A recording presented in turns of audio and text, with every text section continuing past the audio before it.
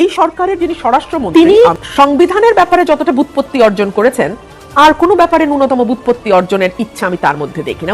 21শে ফেব্রুয়ারি বিএনপির লোকাল নেতৃবৃন্দ আমাকে এলাকায় ফুল দিতে যাওয়ার সময় লাঞ্ছিত করেছে। আজ সংসদের স্বরাষ্ট্রমন্ত্রীকে কঠিন ধোলাই করলেন ব্যারিস্টার রুমিন ফারহানা।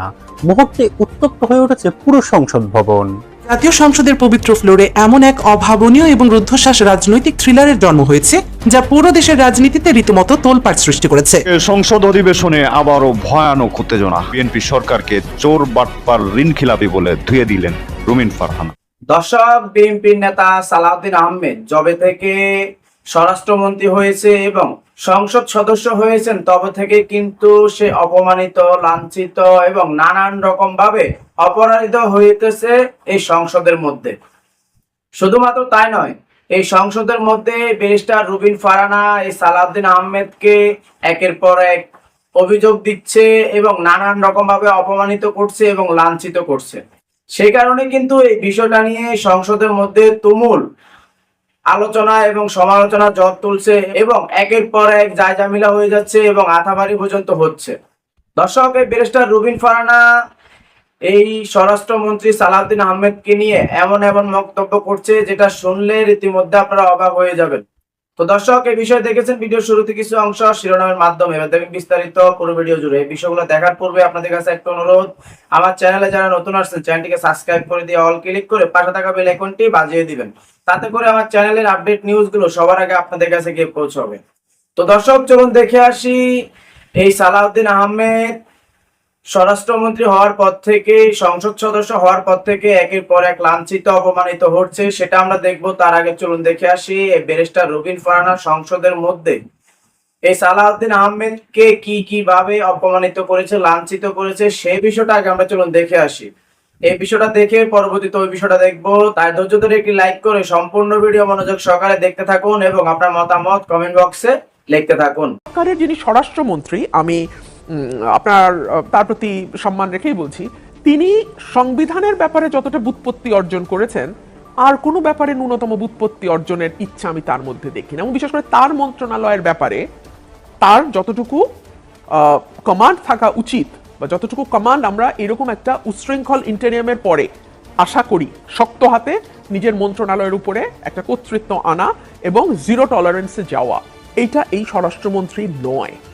উনি হচ্ছেন, আমার কাছে মনে হয় যে উনি মিডিয়ার সামনে কথা বলতে পছন্দ করেন, জ্যাক অফ অল ট্রেডস। এবং যেহেতু ওনাকে ডিফ্যাক্টো প্রাইম মিনিস্টার বলা হচ্ছে এবং মোটামুটি নির্বাচনের 1 মাস পর থেকে উনি he is known as de facto prime minister. So এইটা কে না এনজয় করে, তাই না? কে না এনজয় করে? দুধের স্বাদ যদি ঘোলে মেটে ঘলি সই।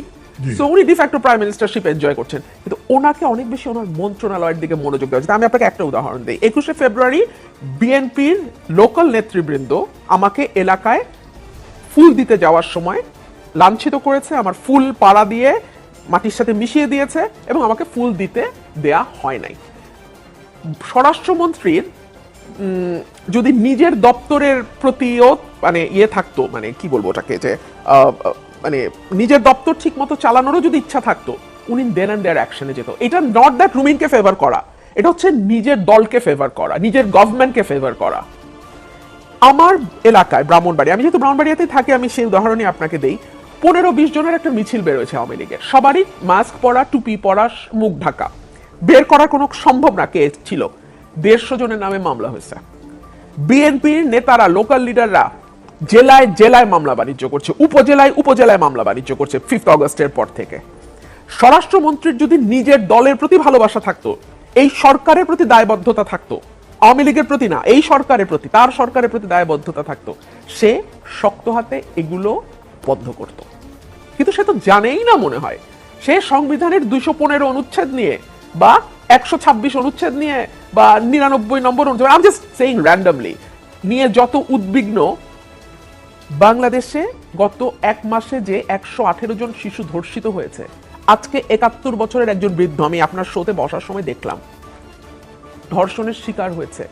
তাদেরকে বিচারের আওতায় আনা এবং বিচারের আগেই ক্রাইম কি করে কন্ট্রোল করা যায়, অপরাধ কি করে দমন করা যায়, prevention is always better then cure, সেই দিকে মনোযোগ দেওয়ার মতন সময় ইচ্ছা, আগ্রহ, দায়বদ্ধতা, জবাবদিহিতা এই স্বরাষ্ট্রমন্ত্রীর নাই। জাতীয় সংসদের পবিত্র ফ্লোরে এমন এক অভাবনীয় এবং রুদ্ধশ্বাস রাজনৈতিক থ্রিলারের জন্ম হয়েছে যা পুরো দেশের রাজনীতিতে রীতিমতো তোলপাড় সৃষ্টি করেছে। ক্ষমতার দম্ভে অন্ধ হয়ে যারা নিজেদেরকে স্বাধীন দেশের রাজা বাদশাহ ভাবতে শুরু করেছিলেন, স্পিকারের একটিমাত্র বজ্রকঠিন ধমকে গতকাল সংসদে তাদের সমস্ত অহংকার ধুলোয় মিশে গেছে। অহংকারের বেলুন চুপসে যাওয়া এই ব্যক্তিটি আর কেউ নন, তিনি হলেন নিজেকে গ্রেট ব্যারিস্টার ভাবা আন্দালিব রহমান পার্থ। জামায়াতে ইসলামীর একজন সংসদ সদস্যকে তুচ্ছ-তাচ্ছিল্য করতে গিয়ে খোদ স্পিকার মেজর হাফিজ উদ্দিন আহমেদ বীর বিক্রমের কাছে যে চরম অপমান তিনি হজম করেছেন, তা বাংলাদেশের সংসদীয় ইতিহাসে এক নজিরবিহীন ঘটনা।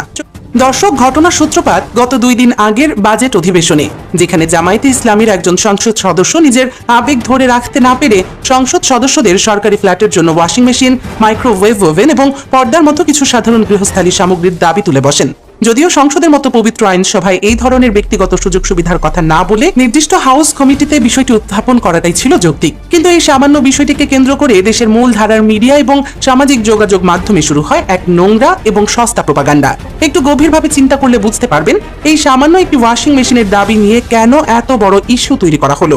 মূলত 24-এর গণ অভ্যুত্থানে এবং বিগত 15 বছরের ফ্যাসিবাদ বিরোধী আন্দোলনে জামায়াতে ইসলামীর যে রক্তক্ষয়ী ত্যাগ এবং ক্লিন ইমেজ তৈরি হয়েছে, তাকে কালিমা লিপ্ত করতে এই সস্তা প্রোপাগান্ডা চালানো হয়েছিল।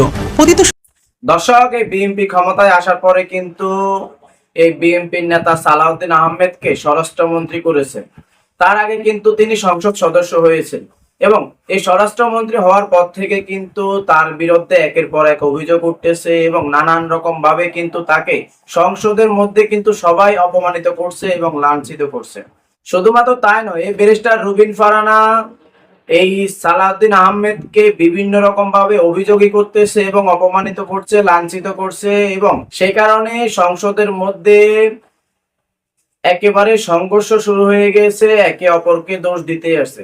দর্শক, এই স্বরাষ্ট্রমন্ত্রী সালাউদ্দিন আহমেদ কিন্তু আসলে ক্ষমতা আসার পর থেকে তিনি এমন এমন কথা বলতেছে যেগুলো সংবিধানযুক্ত নয় এবং সংবিধানের বাইরে কিন্তু সে একের পর এক কাজ করে যাইতেছে এবং কথা বলে যাইতেছে। সেই কারণেই কিন্তু মূলত সংসদের মধ্যে তার এই বক্তব্য শুনে এবং তার উল্টাপাল্টা কথা শুনে কিন্তু সংসদ সদস্য যারা আছে তারা তাকে অপমান করছে, লাঞ্ছিত করছে এবং ব্যারিস্টার রুবিন ফারহানাও অপমান এবং লাঞ্ছিত করছে। কারণ আপনারা ভালো করে জানেন এই ব্যারিস্টার রুবিন ফারহানা কেমন। এই ব্যারিস্টার রুবিন ফারহানা যেখানে অন্যায় দেখে, অবিচার দেখে, সেখানে কিন্তু সে লুকে খাড়া এবং সে যেই হোক না কেন, যে দলেরই হোক না কেন, সে একেবারেই থেমে থাকে না। সে যেটা সত্যি সেটাই বলে দেন। শুধুমাত্র তাই নয়, এই সালাউদ্দিন আহমেদ ক্ষমতায় আসার পর থেকে দেশের কিন্তু অনেক অবিচার, অন্যায়, অবিচার, সে কারণেই এই দেশের জনগণ, সর্বস্তরের মানুষ কিন্তু এই সালাউদ্দিন আহমেদের বিরুদ্ধে অভিযোগ করতেছে এবং তিনি যে কথাবার্তাগুলো বলেন তারা এগুলোর বিরুদ্ধে রুখে দাঁড়িয়েছেন এবং অভিযোগ শুরু করে দিয়েছেন। তো দর্শক, আজকের এই বিষয়টা নিয়ে আপনাদের যদি কোনো মতামত থেকে থাকে তাহলে কমেন্ট বক্সে এসে অবশ্যই জানাবেন। তো আজকে ভিডিও পর্যন্তই, আবার চলে আসবো নতুন কোনো ভিডিও নিয়ে, নতুন কোনো টপিক নিয়ে। সে পর্যন্ত ভালো থাকবেন, সুস্থ থাকবেন। আল্লাহ হাফেজ।